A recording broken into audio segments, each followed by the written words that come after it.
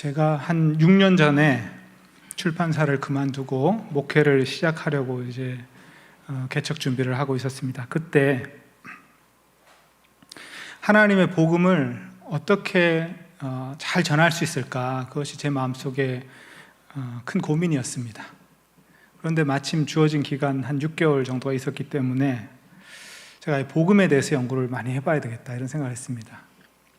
그리고 제가 한 20시간 정도 복음에 대해서 강의할 수 있는 컨텐츠를 하나님 주시면 좋겠다 이런 소망이 있었거든요. 그래서 복음을 가르치는데 5분, 10분 가르치는 것이 아니라 한 20시간 가르칠 수 있으면 참 좋겠다 이런 생각을 했습니다. 사도 바울은 3개월이나 6개월 동안 한 지역에서 복음을 가르쳤다고 하는데 그렇게 복음에 대해서 할 말이 많으셨는가 그런 생각을 좀 했었습니다. 그때 제가 이 말씀을 연구하다가 제가 평생 예수님을 믿어오던 그 역사를 쭉 봤을 때 정말 전환점이 되는 그런 발견을 한 것 같습니다. 그 이후로는 제가 복음에 대해서 새로운 확신을 가지게 됐고 또 하나님의 그 복음의 풍부함에 대해서 또 복음 안에서 어떻게 살아야 될지에 대해서 그런 확신을 가지게 된 그런 계기가 되었습니다. 그래서 오늘 그 내용을 좀 나누고자 합니다. 이 말씀을 나눌 수 있는 기회가 되어서 너무 감사하다고 생각합니다.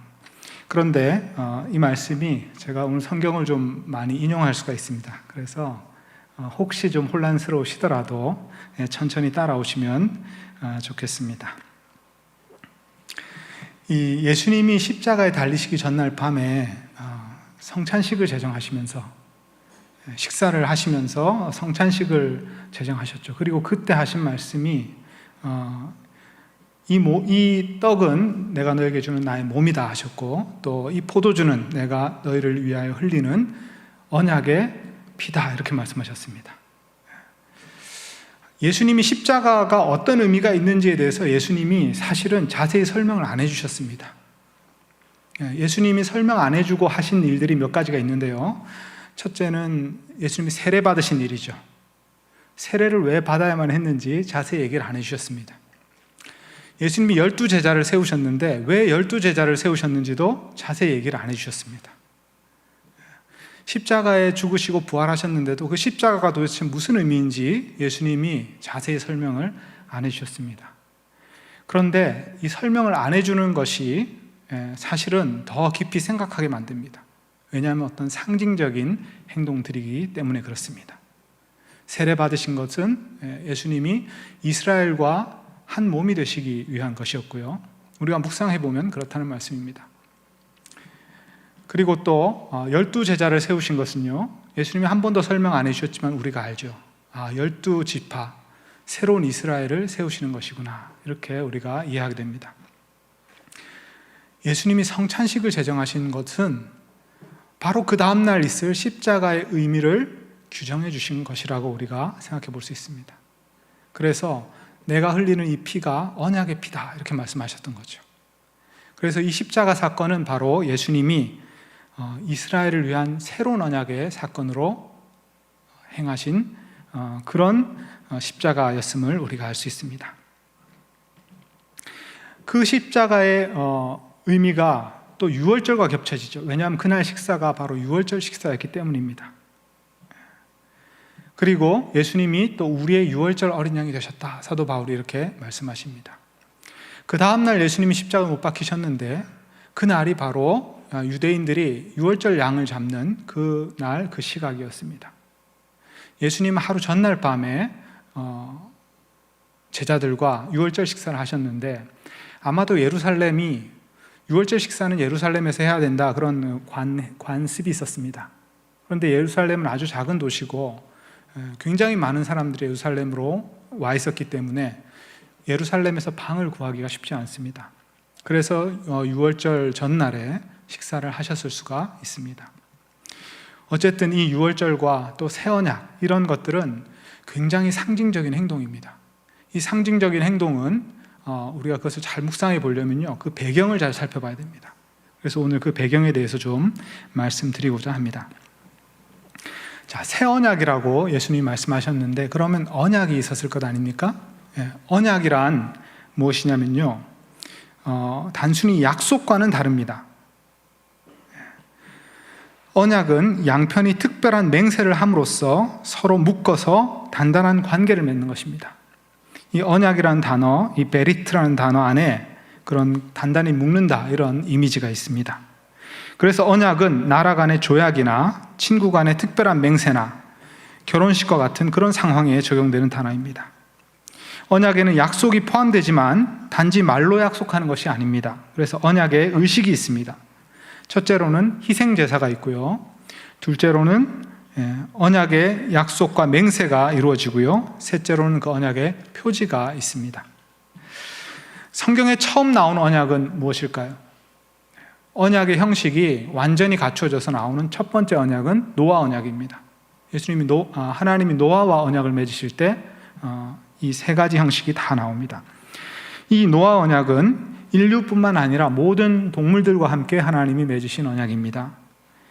이 첫 언약에서 노아는 정결한 동물을 잡아서 희생제사로 바쳤습니다.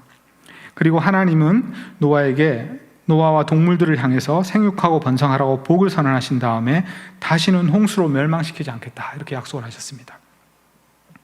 맹세와 약속이 나왔죠. 그리고 그 언약의 표지가 나왔습니다. 그것은 바로 무지개입니다.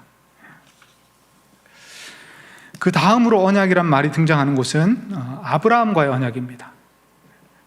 창세기 12장, 15장, 17장 이렇게 세 번에 걸쳐서 나오는데요, 언약이 한 번에 이루어지지 않고 이 세 번에 걸쳐서 나옵니다. 첫 번째는 12장에서 하나님이 그저 약속을 주셨습니다. 그 약속은 그의 후손을 큰 민족으로 만드실 것이다. 둘째는 그가 땅의 모든 족속에게 복을 나눠줄 것이다. 그 다음에 셋째로는 가나안 땅을 너의 후손에게 주겠다. 이렇게 세 가지 약속을 하셨습니다. 후손의 약속, 땅의 약속, 그리고 모든 민족에 복이 되게 하겠다는 약속. 이때는 제사가 드려지지 않았습니다. 그런데 이제 15장에 가면요, 제사가 드려집니다. 하나님이 그가 노인이 되었는데 반드시 후손을 주셔서 번성하게 하시고 후손에게 가나안 땅을 주시겠다 맹세를 반복하시고요, 그 다음에 아브라함은 여러 동물들을 잡아서 제물을 마련했고 그 제물들을 쪼개어 놓았다, 이렇게 말합니다. 그 쪼개어 놓은 동물 사이로 하나님이 지나가시면서 맹세를 하셨는데 그것은 아마도 그 맹세가 엄중하다는 것을 보여주는 행위일 것입니다. 아브라함은 그렇게 행동하지 않았기 때문에 이 장면에서 맹세를 하시는 분은 하나님 한 분이심을 알 수 있습니다. 17장에서는요, 제사가 나오지 않지만 다시 한번 언약을 확인해 주시면서 아브라함을 이름을 바꿔주시죠. 그래서 민족들의 아버지가 되겠다. 그 다음에 사라는 이방 민족들의 어머니가 되겠다. 이렇게 약속하시고요, 그 언약의 표지를 세웁니다. 그 언약의 표지가 무엇이었나요? 바로 할례였습니다. 이때에는 또 아브라함에게도 하나님이 어떤 조건을 요구하셨습니다. 쌍방 언약이 이루어진 것이죠. 그 맹세가 무엇이냐면요, 첫째는 하나님을 믿으라는 것이었죠. 아브라함이 하나님을 믿으니 그것을 공의로 여기셨다, 이렇게 말하고 있습니다. 하나님을 믿는 것이 첫 번째 조건이었고요, 또 하나는 하나님과 동행하는 것이었습니다. 17장 1절에 보면 너는 내 앞에서 행하라, 완전하라, 이렇게 말씀하셨습니다. 그런데 이 본문은 조금 더 우리가 묵상할 것이 있는데 내 앞에서 행하라, 이 동사는 사실은 좀 특별한 형태입니다. 히브리어로 그 의미가 어떤 의미냐면요, 내 앞에서 왔다 갔다 하여라, 이런 말입니다. 내 앞에서 왔다 갔다 하라, 이 무슨 말일까요? 일상에서 하나님과 함께 행하라는 것이겠죠. 그리고 완전하라, 이렇게 명령하셨습니다. 그런데 어떻게 우리가 완전할 수 있을까요? 불가능하겠죠. 그런데 이것은 명령이 아닙니다. 히브리어에는요, 이중명령이라는 게 있습니다. 이중명령. 명령이 두 개가 연속으로 나오면 첫 번째 명령은 진짜 명령이고요, 두 번째 명령은 약속입니다. 그렇게 이루어 주겠다는 약속입니다. 그래서 첫 번째 명령은 네가 내 앞에서 왔다 갔다 하여라, 이것이고요, 두 번째 명령은 그러면 너는 완전하게 될 것이다, 이렇게 약속을 하신 것이죠.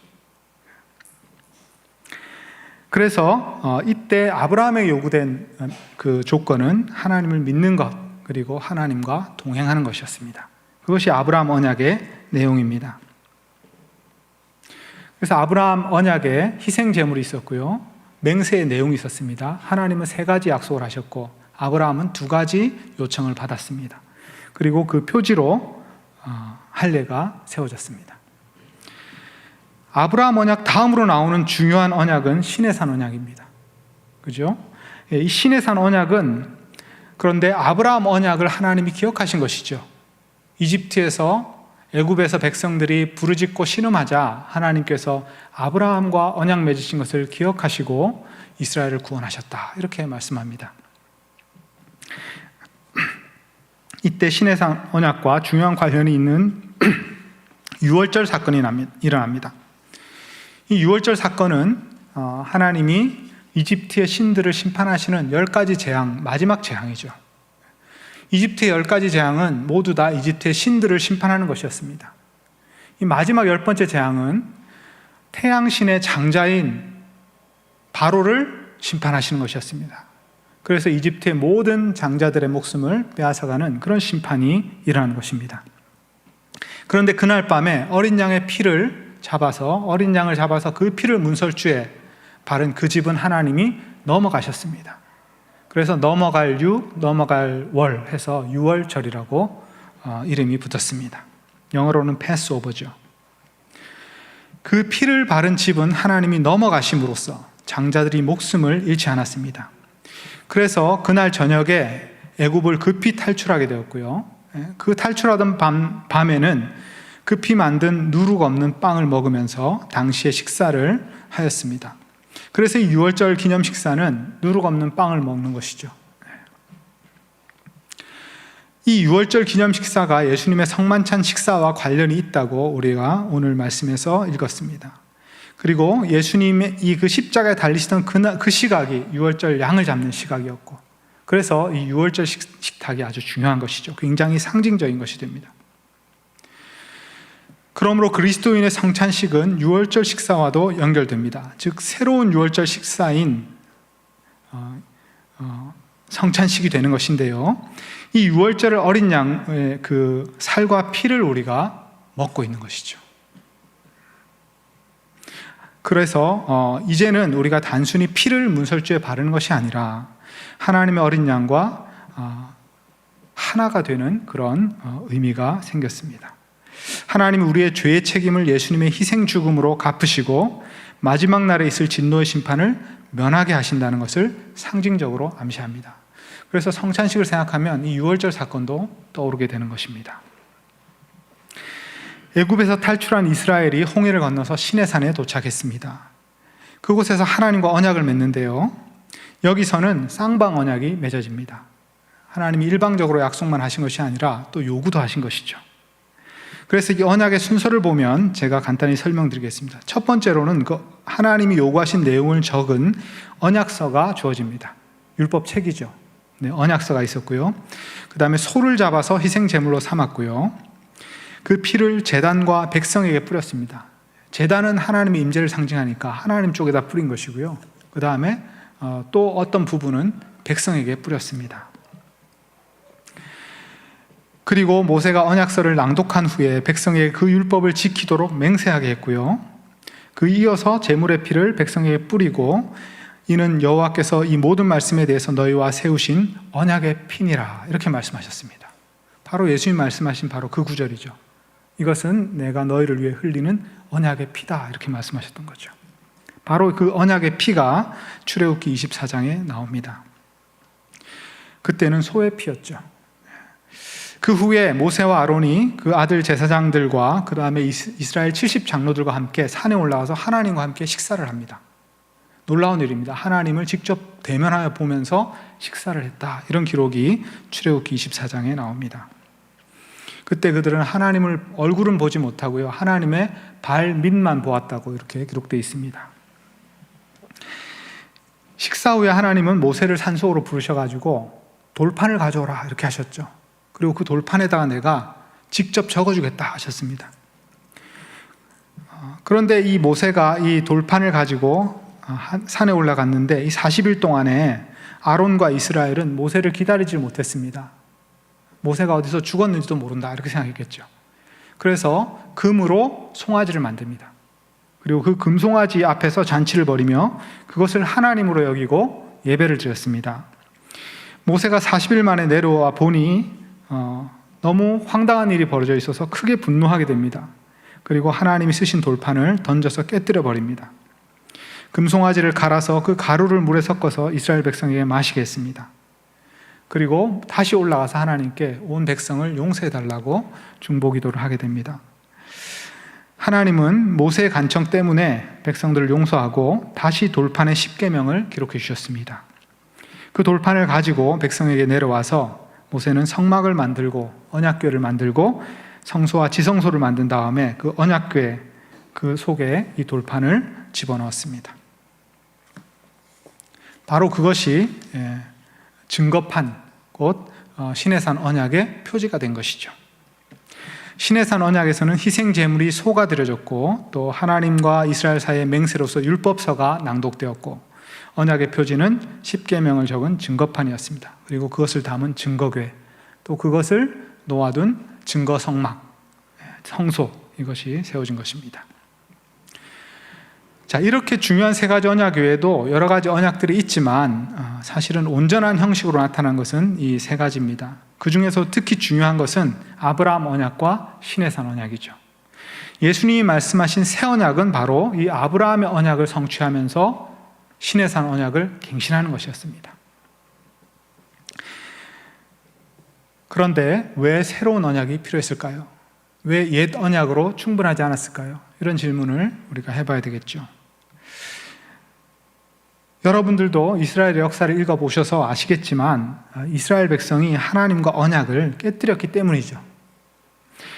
언약을 맺으면서 맹세한 그 율법을 그들이 지키지 않았기 때문입니다. 그 결과로 이스라엘의 대표적인 두 가지 악이 나타났습니다. 첫째는 사회적 불의가 나타났고요. 둘째는 우상숭배가 나타났습니다. 이 사회적 불의는 율법에 제시된 하나님의 사회 질서를 지키지 않았기 때문입니다. 안식일을 지키지 않았고 안식년을 지키지 않았고 희년을 지키지 않았기 때문이죠.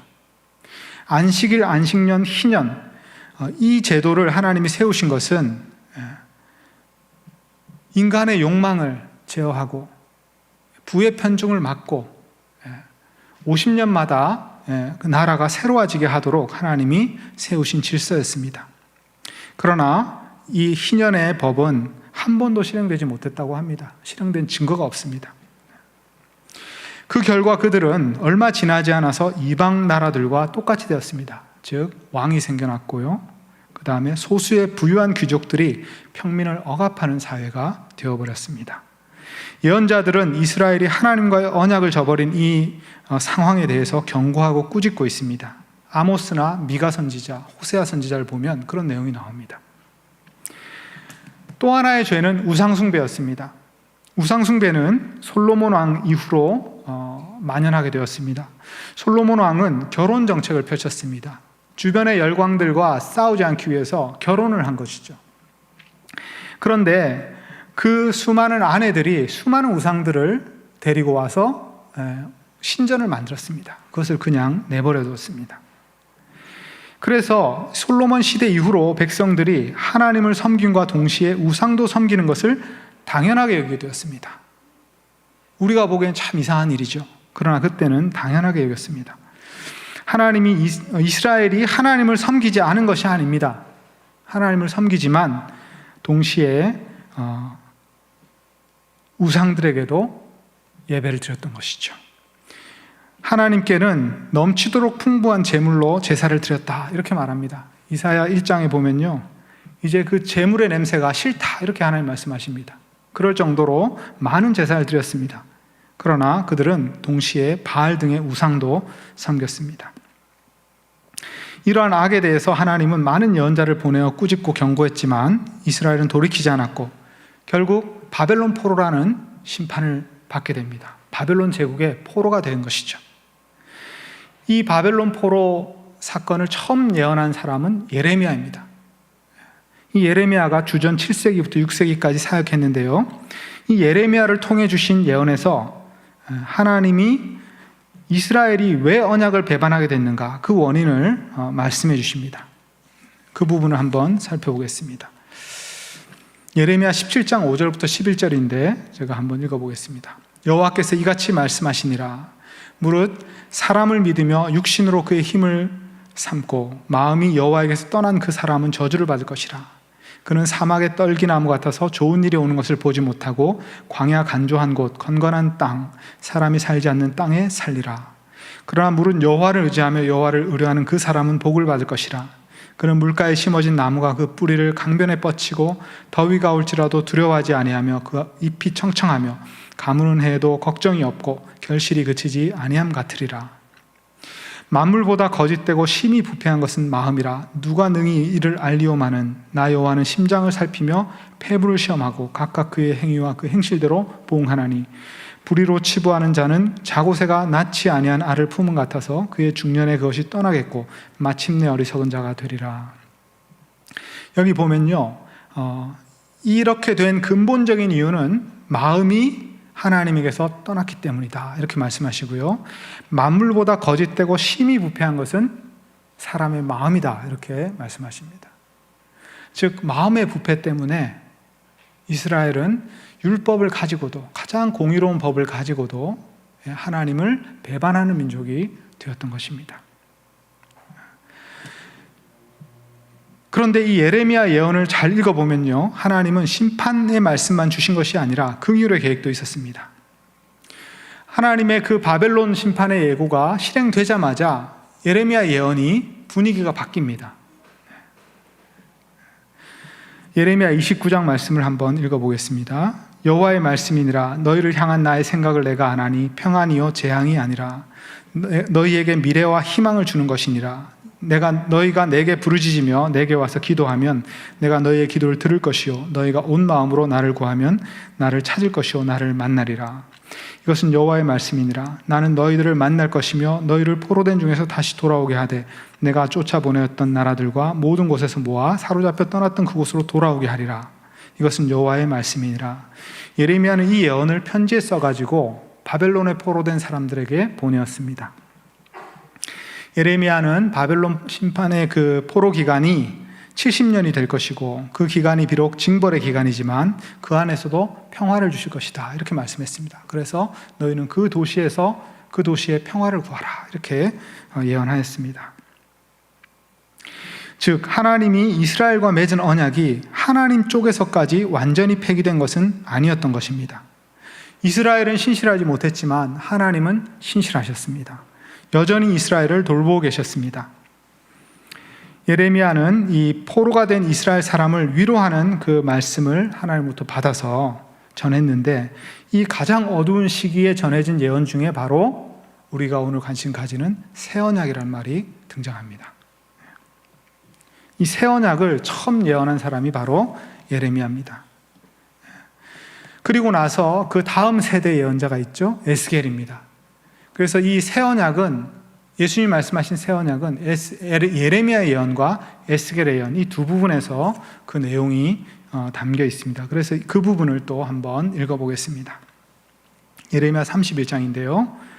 보라, 날이 이르르니 내가 이스라엘 집과 유다 집에 새 언약을 맺으리라. 이 언약은 내가 그들의 조상들의 손을 잡고 애굽 땅에서 인도하여 내던 날에 맺은 것과 같지 아니할 것은 내가 그들의 남편이 되었어도 그들이 내 언약을 깨뜨렸음이라. 여호와의 말씀이니라.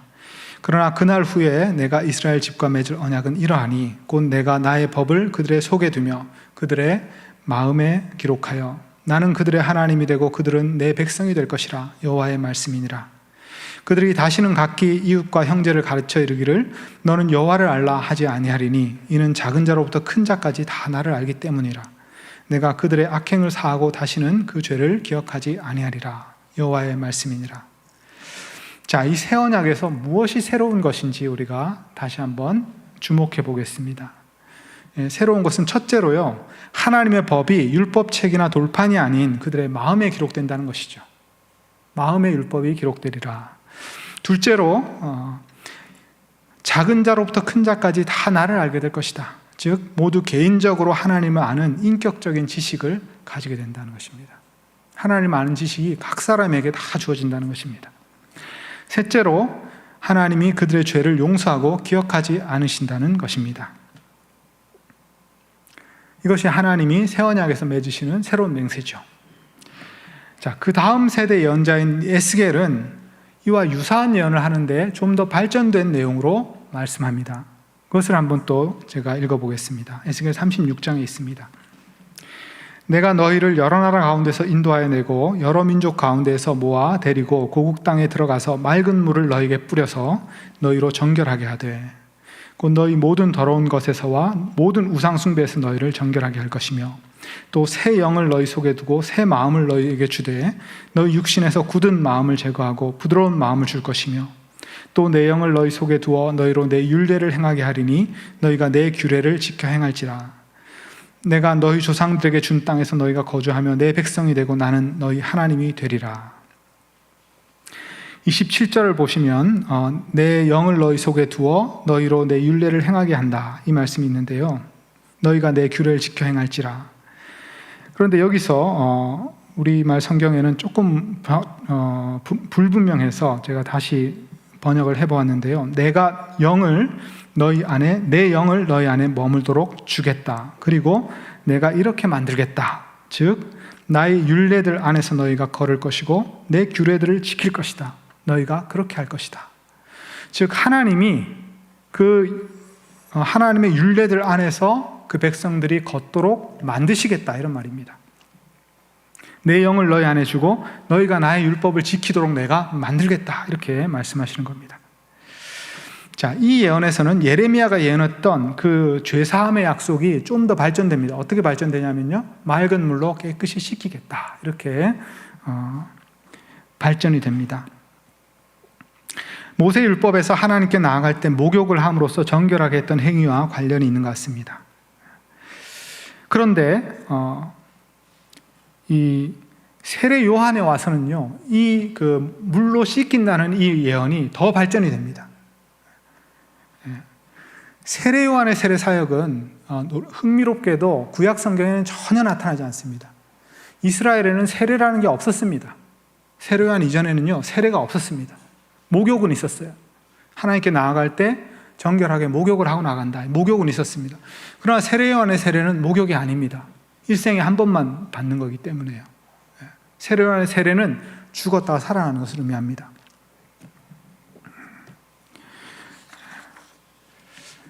예수님은 이 요한의 세례를 이어받아서 그대로 제자들에게 세례를 주라, 이렇게 말씀하신 것이죠. 이 세례의 구약 성경의 유일한 근거는 바로 에스겔 36장에 있는 바로 방금 우리가 읽은 그 말씀입니다. 내가 너희를 맑은 물로 씻어서 너희의 죄를 깨끗게 하겠다. 그 말씀에서 세례 요한의 세례가 발전돼 나온 것입니다. 그리스도인에게 세례는 예수님이 명하신 두 가지 성례전 중에 하나죠. 세례는 옛사람이 죽고 새사람이 태어나는 것입니다. 그래서 과거에 얽맸던 죄와 사탄의 권세로부터 해방되는 의식이 됩니다. 자, 그래서 죄사함과 관련돼서는 이렇게 물로 씻긴다, 이런 그 예언이 좀 더 발전됐습니다. 예레미야에서. 그 다음에 또 예레미야에서는 새 마음을 주시겠다, 이 예언이, 에스겔 예언에서는요, 하나님의 영을 보내주겠다, 성령이 내주하시겠다, 이런 예언이 나옵니다. 이것도 처음입니다. 새 영과 새 마음을 주실 뿐 아니라 하나님의 영이 사람들 안에 머무시겠다, 이렇게 약속하십니다. 하나님의 영이 각 사람 안에 내주하시는 목적도 나오는데요, 하나님의 율례를 행할 수 있는 능력을 주시기 위한 것입니다. 옛 언약이 왜 실패했다고요? 사람의 마음이 심히 부패했기 때문입니다. 그래서 새로운 마음이 필요했고 새로운 마음에 성령이 내주하시게 되신 것입니다. 그래야만 이 새로운 언약이 다시 끊어지지 않기 때문입니다. 하나님이 새 언약을 굳게 지키기 위해서 성령을 보내주시겠다, 이렇게 약속하셨습니다. 길게 구약 얘기를 했습니다. 결론은 뭐냐면요, 새 언약의 선물은 죄사함과 성령님이다, 이것입니다. 베드로 사도가 우리에게 말씀하셨죠. 너희가 회개하고 예수님을 믿고 회개하고 예수 그리스도의 이름으로 세례를 받으면 죄사함을 얻고 성령을 선물로 받을 것이다, 이렇게 말씀하셨던 것이죠. 바로 그 두 가지 약속은 예레미야가 예언했던 약속이고 에스겔이 예언했던 그 약속이었습니다. 그 새 언약이 이루어진 것입니다. 예수님은 제자들과 최후의 만찬을 가지면서 성찬을 제정하셨습니다.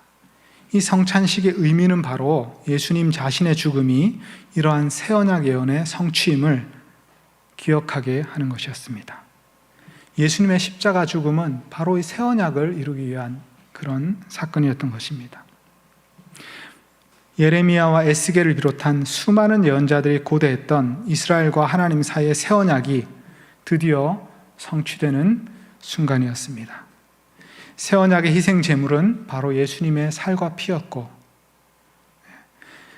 그것을 제자들이 받아 먹고 마심으로써 제자들은 새로운 생명을 얻고 새로운 삶을 살게 되고 하나님과 새 이스라엘 사이에 새 언약 관계로 입장하게 되었습니다.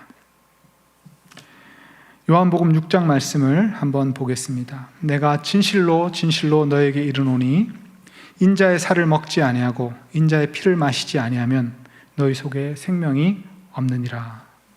내 살을 먹고 내 피를 마시는 자는 영생을 가졌고 마지막 날에 내가 그를 다시 살리리니 내 살은 참된 양식이요 내 피는 참된 음료로다. 내 살을 먹고 내 피를 마시는 자는 내 안에 거하고 나도 그의 안에 거하나니 살아계신 아버지께서 나를 보내심에 내가 아버지로 말미암아 사는 것 같이 나를 먹는 그 사람도 나로 말미암아 살리라. 이것은 하늘에서 내려온 떡이니 조상들이 먹고도 죽은 그것과 같지 아니하여 이 떡을 먹는 자는 영원히 살리라. 이 새 언약에는 희생 제물만 있었던 것이 아니라 언약의 표지도 있었습니다. 이 언약의 표지는 무엇일까요? 요한복음 그 다음 말씀 한번 읽어보겠습니다. 제가 요한복음 7장 37절 읽어보겠습니다.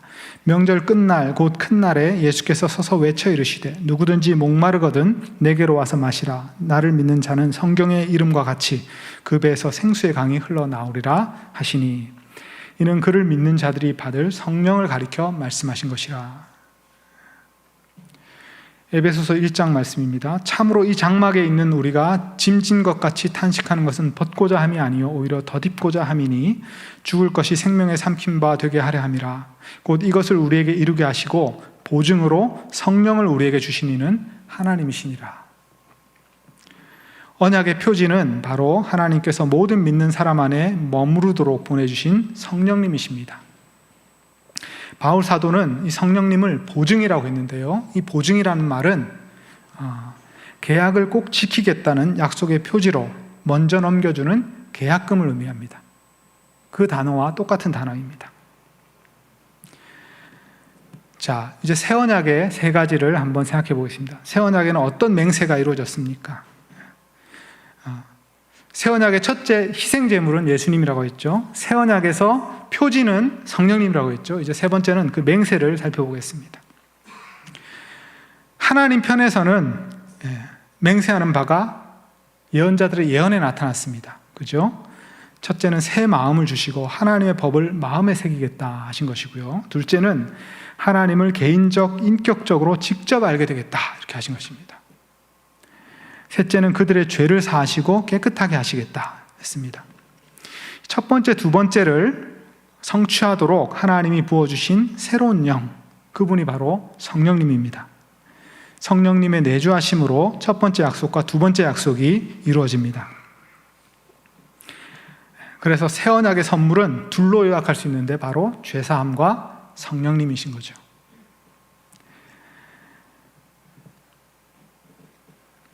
형제들아 우리가 어찌할꼬 했을 때 베드로가 이렇게 말했습니다. 너희가 회개하여 각각 예수 그리스도 이름으로 세례를 받고 죄 사함을 받으라.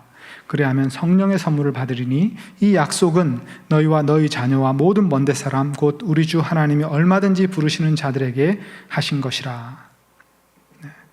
하나님 편에서 하신 새 언약의 맹세는 결국 죄 사함과 성령이라는 선물을 주신 것입니다. 자, 사람 편의 맹세는 무엇일까요? 사람 편의 맹세. 사람 편의 맹세는 예수님이 요청하셨습니다. 요한복음 15장 말씀 제가 읽어드리겠습니다. 내 안에 거하라 나도 너희 안에 거하리라.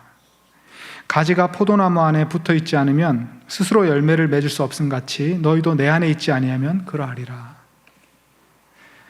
15장 9절 10절입니다. 아버지께서 나를 사랑하신 것 같이 나도 너희를 사랑하였으니 나의 사랑 안에 거하라. 내가 아버지의 계명들을 지켜 그의 사랑 안에 거하는 것 같이 너희도 내 계명들을 지키면 내 사랑 안에 거하리라. 나의 계명들을 지키는 자라야 나를 사랑하는 자니 나를 사랑하는 자는 내 아버지께 사랑을 받을 것이요 나도 그를 사랑하여 그에게 나를 나타내리라. 나의 계명들을 지키라 이렇게 말씀하셨습니다. 여기서 계명들이란 말은 명령하신 것들 말합니다. 명령들을 말합니다. 예수님의 명령을 지키는 것이 바로 우리 편에서 맹세를 지키는 것이죠. 예수님은 12제자를 파송하시면서 이렇게 말씀하셨습니다. 하늘과 땅의 모든 권세를 내게 주셨으니 그러므로 너희는 가서 모든 민족을 제자로 삼아 아버지와 아들과 성령의 이름으로 세례를 베풀고 내가 너희의 명령한 모든 것을 가르치고 지키게 하라. 볼지어다 내가 세상 끝날까지 너희와 항상 함께 있으리라. 여기 보면 내가 너희에게 분부한, 내가 너희에게 명령한 모든 것을 가르쳐 지키게 하라. 우리는 어떻게 해야 될까요? 예수님의 명령을 배우고 지켜야 되겠죠. 예수님의 계명을 실천하는 것, 그 명령하신 것을 지키는 것이 사람 편에서의 맹세입니다. 그런데 이 맹세는 아브라함에게 요구하셨던 맹세와 동일한 것입니다. 아브라함에게 무엇을 요구하셨습니까? 하나님을 믿으라 하셨고 늘 하나님 앞에서 왔다 갔다 하여라 이렇게 말씀하셨죠. 그러면 내가 너를 완전하게 하겠다 이렇게 말씀하셨죠. 그리스도인들은 예수님을 믿고 의지하고 성령의 도우심을 받으며 날마다 하나님 앞에서 행해야 됩니다. 새 언약에서 하나님은 사람의 마음에 하나님의 법을 새기겠다 하셨습니다. 그 법은 바로 예수의 말씀들과 명령들입니다. 예수님은 이 말씀들을 다 기억나게 하시겠다 하셨습니다. 누가 그것을 하신다고요? 성령님이 그걸 하시는 거죠. 보혜사 곧 아버지께서 내 이름으로 보내실 성령 그가 너에게 모든 것을 가르치시고 내가 너에게 말한 모든 것을 생각나게 하시리라. 한마디로 요약하면요, 사람 편의 맹세는 예수님을 믿고 따르는 것입니다. 예수님을 믿고 따른다는 것은 무엇입니까? 예수의 명령을 기억하고 성령의 도우심으로 그것을 실천하며 살아가는 삶입니다. 새 언약의 두 가지 선물은 바로 이것을 위한 것인데 죄사함을 통해 우리는 언제나 하나님과 친밀할 수 있고요, 성령의 내주하심을 통해 우리는 예수의 명령을 실천할 새로운 능력을 부여받습니다. 새 언약의 가장 좋은 부분은 성령님입니다. 그런데 많은 그리스도인들이 이 새 언약의 선물이 무엇인지 잊고 지내고 있습니다. 그렇게 보입니다. 성령의 내주하심이 마치 없는 것처럼 늘 근심스러운 얼굴로 살아가고 있습니다. 하나님이 약속하신 새 언약의 복음의 가장 놀라운 선물 성령님이 마치 안 계신 것처럼 살고 있습니다. 마치 유대인처럼 살고 있는 것이죠. 아직도 언약이 이루어지지 않은 것처럼, 하나님의 약속이 주어지지 않은 것처럼, 성령이 오시지 않은 것처럼. 그건 유대인의 신앙입니다. 메시아 이전의 신앙이죠. 복음이 왜 기쁜 소식입니까? 그것은 가장 놀라운 선물인 성령님이 우리 각 사람에게 오셔서 함께 하시기 때문입니다. 오늘 많은 그리스도인들이 성령의 내주하심의 복을 누리지 못하는 이유가 뭘까? 저는 이것을 많이 고민했습니다.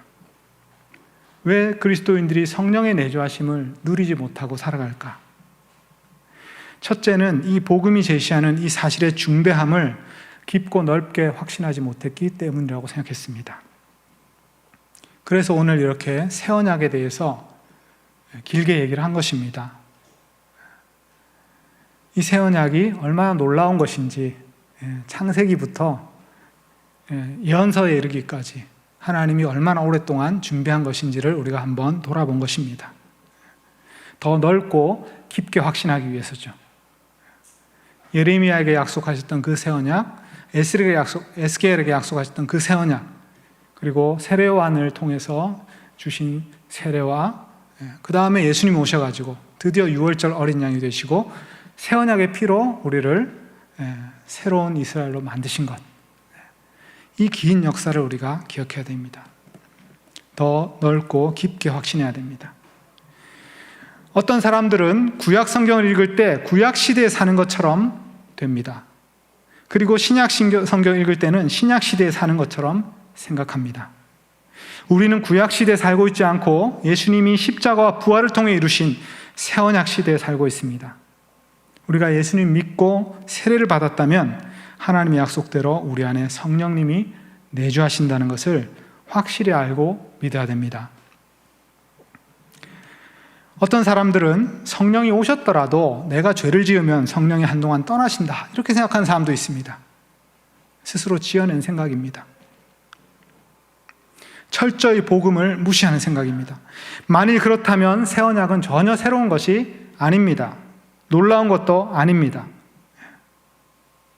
사도 바울의 설명에 의하면요, 그리스도인은 세례받을 때 예수의 죽음과 연합되어서 그분의 죽음 안으로 들어갑니다. 로마서 6장. 그러므로 예수님의 죽음이 우리의 죽음이 되는 것으로 여겨집니다. 그분의 죽음 때문에 우리를 지배했던 죄의 세력도 우리와 분리됩니다. 우리의 옛 자아는 죽고 새로운 자아가 나타나는데 그 새로운 자아를 지배하는 새로운 생명이 바로 성령님의 능력입니다. 성령이 능력이 되셔서 우리의 새로운 생명을 지배합니다. 생명력을 공급해 주십니다. 그런데 사도 바울은 이렇게 말합니다. 옛 자아와 그 죄의 세력이 지배하던 그 시절에 행하던 습관이 우리 몸에 남아있다. 그 습관을 내버려 두면 그 관성대로 우리가 살게 되어서 죄를 계속 지을 수가 있다. 그러나 그 죄를 지었을 때는 죄를 자백하여 다시 깨끗하게 될 수 있습니다. 이것은 요한 1장 9절에 요한 사도의 편지에 나오는 말입니다. 사도 바울은요, 성령을 따라 행하면, 예수님의 명령을 실천하다 보면 그런 습관들은 깨지고 새로운 습관이 형성된다, 이렇게 말합니다. 우리는 죄의 습관을 깨뜨리기 위해서 성령님께 우리 몸을 자꾸 맡겨야 됩니다. 예수님이 명령하신 것들 실천하도록 우리 몸을 자꾸 사용하면 됩니다. 그러면 새로운 습관이 생기고 옛 습관은 저절로 사라지게 됩니다. 갈라디아서 5장 16절 말씀입니다. 성령을 따라 행하라. 그리하면 육체의 욕심을 이루지 아니하리라. 로마서 8장 12절 13절 제가 번역한 본문입니다. 형제들이여, 우리는 빚진 자들입니다. 그러나 육체를 따라 살아야만 하는 육체에 대해 빚진 자가 아닙니다. 여러분이 육체를 따라 살면 죽게 될 것입니다. 그러나 만일 여러분이 성령과 함께 몸의 습관들을 계속 죽이면 살 것입니다. 성령과 함께 몸의 습관들을 계속 깨뜨려 나가고 여러분의 몸을 하나님 기뻐하시는 산 제물로, 의의 병기로 계속 드리시면 됩니다. 자, 첫 번째 문제가 성령님이 자기와 함께 계신 것을 인식하지 못하는 것이라면, 두 번째 문제는 성령님과 동행하는 삶을 어떻게 살아야 될지 모르는 것이죠. 어떻게 하면 우리가 성령님과 잘 동행할 수 있을까요? 새 언약의 삶을 어떻게 누릴 수 있을까요?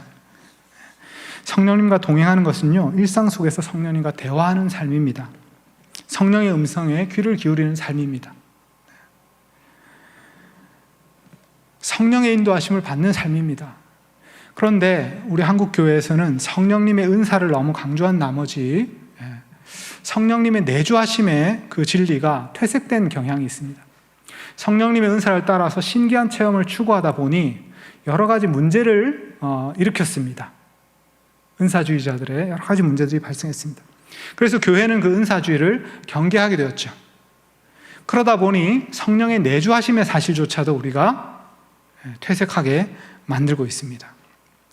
개인적으로 성령의 음성을 듣는다 그러면 저 사람은 좀 이상한 사람이다, 이렇게 생각하게 됐습니다. 실제로 성령의 음성을 듣는다는 사람들이 이상한 예언을 해가지고 교회를 혼란스럽게 한 경우도 있기 때문이죠. 그러므로 우리는 이 성령의 음성을 안전하게 들어야 되겠죠. 잘 들어야 되겠죠. 어떻게 해야 되겠습니까? 예수님의 말씀 안에서 성령의 음성을 들으시면 됩니다. 성령의 음성을 듣는 가장 안전한 공간은 예수의 말씀입니다. 성령의 주된 임무가 바로 예수의 말씀을 생각나게 하시고 그 명령들을 행하게 하시는 일이기 때문입니다. 예수의 말씀을 읽을 때 예수님의 말씀을 읽으시면 됩니다. 산상수훈을 읽으면 되고요, 예수님께서 가르치신 말씀을 읽으면 됩니다. 예수의 명령을 우리가 되새겨보면 됩니다. 그것을 읽고 그 말씀을 가지고 기도하고 그 말씀대로 살 수 있도록 성령의 도우심을 간구하고 그 마음에 떠오르는 생각을 우리가 적어볼 수 있습니다. 그리고 좋은 생각들이 떠오른다면 그것을 실천해 볼 수 있습니다. 그리고 성령이 실제로 어떻게 일하시는지를 살펴볼 수 있습니다. 말씀을 읽고 기도하고 성령의 도우심을 구하고 한번 순종해 보고 어떤 일이 벌어지는지 살펴보고 벌어진 일에 대해서 우리가 일기를 적어서 기록을 해보는 것입니다. 이렇게 되면 우리가 성령님과 동행하는 삶을 배울 수 있게 됩니다. 성령님과 동행하는 것은 자전거를 배우는 것과 비슷합니다. 한 번도 안 해보면요 절대로 못합니다. 그러나 해보기 시작하면 어느 순간 됩니다. 성령님과 잘 동행해야 됩니다. 성령의 내주하심을 우리가 그냥 책에 나오는 진리로 남겨두어서는 안 됩니다. 성령님과 동행하는 법을 배울 수 있도록 성령님께 도움을 요청하십시오. 우리는 지금까지 새 언약의 희생제물인 예수님, 새 언약의 맹세의 그 내용, 하나님 편에서는 죄사함과 성령을 주시겠다고 하신 것, 우리 편에서는 예수님을 믿고 따르는 것, 그 다음에 새 언약의 표지인 성령님, 이것이 바로 새 언약을 구성하는 세 가지 요소라는 것을 우리가 살펴보았습니다. 마지막으로 새 언약의 목표가 무엇인지 잠깐 말씀드리겠습니다. 새 언약의 목표는요, 하나님의 백성을 만드는 것입니다. 이사야 61장에 보면 무릇 시온에서 슬퍼하는 자들에게 화관을 주어 그 죄를 대신하고 기쁨의 기름으로 그 슬픔을 대신하고 찬송의 옷으로 그 근심을 대신하고 그들이 의의 나무 곧 여호와께서 심으신 그 영광을 나타낼 자라 일컬음 받게 하려 하심이라. 하나님의 백성 의의 나무를 심으시는 것, 이것이 새 언약의 목표입니다. 이사야 61장은 예수님이 갈릴리에서 처음 복음을 선포하실 때 그때 낭독하셨던 말씀입니다. 이 새 언약의 목표는 하나님 백성을 만드는 것, 새로운 이스라엘을 만드는 것입니다. 산상수훈에 보면 예수님이 이렇게 말씀하셨죠. 새로운 이스라엘을 세우시고 너희가 세상의 소금과 빛이 될 것이다. 그들의 선한 행실을 보고 너희의 선한 행실을 보고 하늘에 계신 아버지의 이름이 영광스럽게 될 것이다. 이렇게 말씀하셨습니다. 새 언약의 목표는 새로운 이스라엘인 제자 공동체가 예수의 가르침을 따라 의를 행함으로써 하나님의 이름을 빛내는 빛의 자녀들이 되는 것입니다. 그것을 위해 탄생한 것이 바로 교회입니다. 교회는 무엇일까요? 예수의 말씀을 실천하는 제자 공동체죠. 우리 그리스도인들은 바로 이 목적을 위해서 새로운 언약으로 구원을 받았습니다. 하나님은 장차 아브라함과 다윗과 옛 예언자들에게 약속하신 바를 완전히 이루실 텐데 그때는 새하늘과 새 땅을 만드실 것입니다. 그리고 하나님의 자녀들도 그때는 부활할 것입니다. 우리도 새로운 몸을 입게 될 것이고 하나님의 언약이 완전히 완성될 것입니다. 하나님과 함께 영원히 통치하는 하나님의 나라가 완성될 것입니다. 우리가 이 뜻깊은 고난주간을 보내면서 우리가 지금 이미 받았고 또 장차 받을 이 새 언약의 위대한 약속을 마음에 소망을 품어야 되겠습니다. 성령님이라는 선물을 놀라워해야 됩니다. 이 새 언약을 성취하기 위해서 십자가의 고난을 기꺼이 받으신 우리 주 예수 그리스도께 감사드려야 되겠습니다. 죄사함에 자유케 하시는 은총을 누리고 성령과 동행하시는 삶을 사시는 여러분 되시기를 축원합니다. 제가 기도하겠습니다.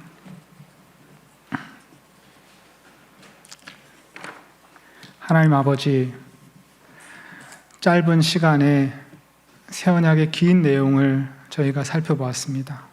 바라옵기는 저희 마음속에 이 새 언약의 귀한 선물이 얼마나 소중한 것인지를 깊이 각인할 수 있게 되게 하여 주시고 저희의 삶이 복음에 뿌리 내린 그리고 복음에 근거하여 죄사함의 자유와 성령의 내주하신 복을 누리는 그런 삶이 다 되도록 저에게 은혜를 베풀어 주시옵소서.